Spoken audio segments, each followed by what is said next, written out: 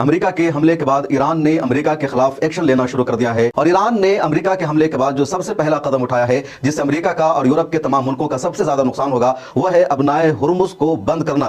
पासा इसलिए पलट जाता है कि वो सारे यूरोपियन देश G7 वाले भी, यूरोपियन यूनियन वाले भी, नाटो वाले भी, जो भी इजराइल के साथ भर भर के तारीफ कर रहे थे कि बहुत बढ़िया किया, अमेरिका ने शानदार किया, मजा आ गया, ईरान को मार दो। अब ईरान ने कल डिक्लेयर कर दिया कि हॉर्मस की खाड़ी ब्लॉक करने जा रहा हूँ। वैसे भी शिप बाहर निकलने शुरू हो गए सारे वहां। और अगर ईरान ने इसको बंद कर दिया तो फिर जितना तेल यहां से इधर यूरोप और अमेरिका जाता है, एशिया में भी यहीं से तेल जाता है, तो वो तेल नहीं जा पाएगा और सभी को नुकसान होगा। अब उसे याद आया कि मैं तो मर गया, मरा वो नहीं, मर यूरोप गया। यूरोपीय यूनियन के 27 देश प्लस ब्रिटेन भी अब हाथ पैर जोड़ रहे हैं, हमें बचाओ। और इस रास्ता को बंद करने का मतलब ये होगा कि पूरी दुनिया में तेल का क्राइसिस होगा, तेल की जो कीमत है वो अचानक बढ़ जाएगी और इसका असर अमेरिका पर भी पड़ेगा, यूरोप के देशों पर भी पड़ेगा, इंडिया पर भी पड़ेगा। अमेरिका बोलता है क्या करूं, तुम तो कुछ तो करो। बोलता अच्छा ठीक है, मैं चीन से बात करता हूं। तो मार्को रूबियो ने चाइना से बात की और बोला भैया यार तू तो ईरान का दोस्त है यार, और तेरा दोस्त तो पूरा हॉर्मस का खाड़ी ब्लॉक कर रहा है, उसको मना कर यार। लेकिन सामने चीन है ना, बड़ा बाप है, तो बड़े बाप के सामने तो क्या दूसरा भी पैर कांपते हैं ना। उसको बोलता है कि उसको बोल हॉर्मस की खाड़ी ब्लॉक नहीं करे यार, वो मेरे जो 27 देश है ना, EU वाले और ब्रिटेन वगैरह बाकी सब मर जाएंगे।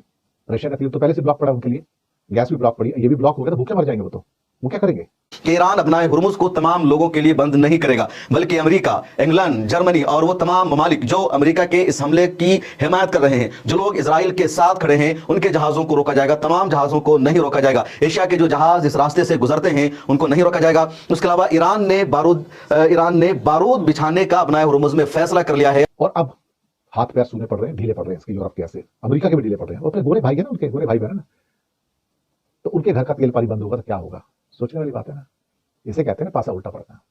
ईरान पर अमेरिका के हमले ने जहां अमेरिका के लिए मुसीबत खड़ी कर दी है, वहीं उसने यूरोपीय ममालिक के लिए भी एक वबाल बना दिया है। क्योंकि ये जो बैकग्राउंड में आपको तस्वीर नजर आ रही है, इसके बारे में कल एक बड़ा ऐलान सामने आया है। ईरान की पार्लियामेंट ने भी बाकायदा उसकी तौसीक कर दी है। अब सुप्रीम काउंसिल जो है, सुप्रीम बॉडी जो है, जिसमें आयतुल्लाह खामनेई बैठते हैं, साथ उनके करीबी लोग, जो कि फाइनल वर्डिक्ट देती है सारे मामले पर, उनका भी फैसला आ चुका है कि इसे अब बंद कर दिया जाएगा। अब ये स्ट्रेट ऑफ हार्मुज क्या है? एक 30 किलोमीटर का एक छोटा सा पैच है जिसके थ्रू ईरान के पानियों से गुजरते हुए तकरीबन दुनिया का 30% ऑयल जाता है या गैस की सप्लाई होती है। अब यूरोप के ममालिक को जितनी भी सप्लाई होती है वो इन्हीं ममालिक यानी गल्फ से शुरू होती है और स्ट्रेट ऑफ हार्मुज से गुजर कर जाती है।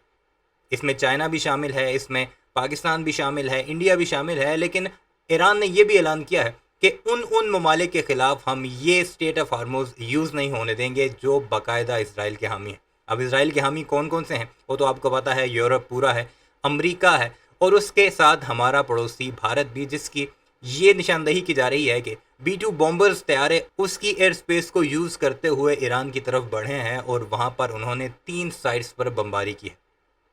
अब ईरानियों को इस बात का पता है, दुनिया भी जानती है कि कौन कौन से इस वक्त इसराइल के साथ हैं। बेशक भारत का जो गोदी मीडिया है वो इस वक्त रोता बिलखता दिखाई दे रहा है कि हमने ईरान के खिलाफ कोई कदम नहीं उठाया, हम तो न्यूट्रल हैं।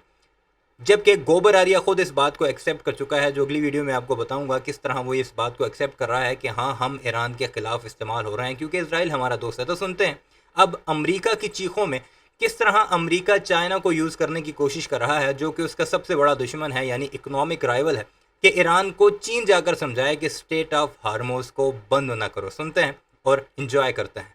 तो कभी कभी पासा पलट जाता है। पासा इसलिए पलट जाता है कि वो सारे यूरोपियन देश G7 वाले भी, यूरोपियन यूनियन वाले भी, नाटो वाले भी, जो अभी इजराइल के साथ भर भर के तारीफ कर रहे थे कि बहुत बढ़िया किया, अमेरिका ने शानदार किया, मजा आ गया, ईरान को मार दो। सही है साहब। अब ईरान ने कल डिक्लेयर कर दिया कि हॉर्मस की खाड़ी ब्लॉक करने जा रहा हूं। वैसे भी शिप बाहर निकलने शुरू हो गए सारे वहां से। कौन धंधा करेगा साहब ऐसे में, जंग में कौन धंधा करता, कोई नहीं करता। तो अमेरिका के हाथ पैर फूल गए। भाई मैंने ईरान पे अटैक तो कर दिया, उसने ब्लॉक कर दिया। अब ब्लॉक कर दिया तो कौन सा शिप आएगा अंदर भरने को? आपकी नेवी क्या करेगी? वहां पे कुछ नहीं कर सकती। आपका जो नेवल फ्लीट है, एयरक्राफ्ट कैरियर, वो भी कुछ नहीं कर सकते, मजबूर है। एक रॉकेट बहुत है एक शिप को फोड़ने के लिए, बहुत हो गया। वो तो सिटिंग डक्स है, कोई भी मार ले। अब उसे याद आया कि मैं तो मर गया, मरा वो नहीं, मर यूरोप गया। यूरोपीय यूनियन के 27 देश प्लस ब्रिटेन भी अब हाथ पैर जोड़ रहे हैं, हमें बचाओ।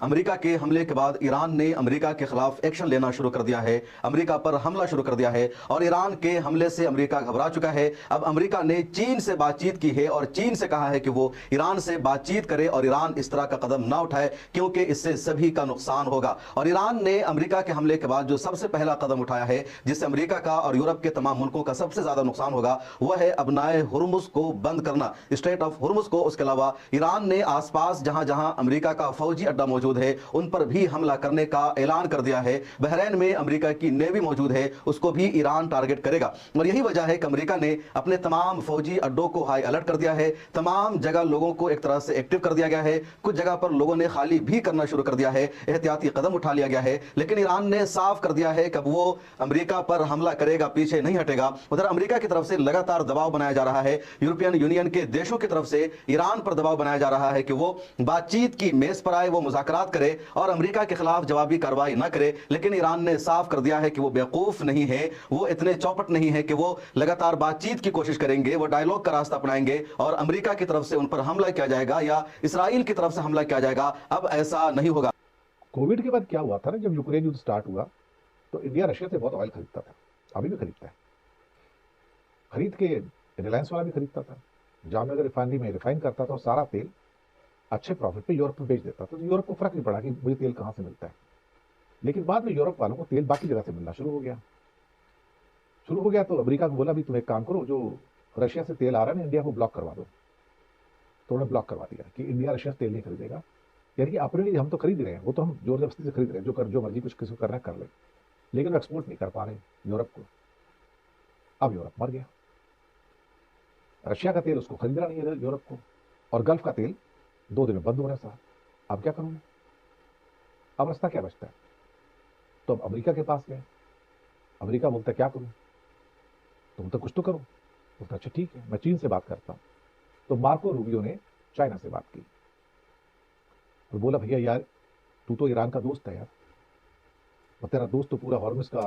यानी हमला अमेरिका करे ईरान पर तो ठीक है, लेकिन ईरान जब जवाबी कार्रवाई करे तो चीन की मिन्नतें शुरू कर दी हैं। वही चीन जिसे दुश्मन समझते थे कि तुम किसी तरह ईरान से बात करके इस जो खाड़ी है या जो एक स्टेट ऑफ हार्मोज है उसे जो है वो बंद होने से रोको। खाड़ी ब्लॉक कर रहा है, उसको मना कर यार, तू भी उससे तेल लेता है मुझे मालूम है, वो लेता रहे तो तू जो करना करता रहे, हम उसमें ऑब्जेक्शन नहीं है। कोई और होता तो सैंक्शन लगा देता था अमेरिका, लेकिन सामने चीन है ना, बड़ा बाप है, तो बड़े बाप के सामने तो क्या दूसरा भी पैर कांपते हैं ना। यूरोपियन यूनियन के 3 देशों ने एक बार फिर अपील की है ईरान से कि वो बातचीत के रास्ते को अपनाए। दूसरे ममालिक की तरफ से भी ऐसा ही कहा गया है, लेकिन अब ईरान ने साफ लफ्जों में कह दिया है कि जो अमेरिका का हमला हुआ है उसकी खुद मुख्तारी पर हमला हुआ है, सॉवरेनिटी पर हमला हुआ है और ईरान जब तक इसका बदला नहीं लेगा पीछे नहीं हटेगा। और ईरान ने जो सबसे पहली कार्रवाई की है वो ये है, ये अपनाए हुर्मुज है, ये पर्शियन गल्फ है और यहाँ पर का जो रास्ता है अपनाए हुर्मुज है, इधर ये ओमान आता है।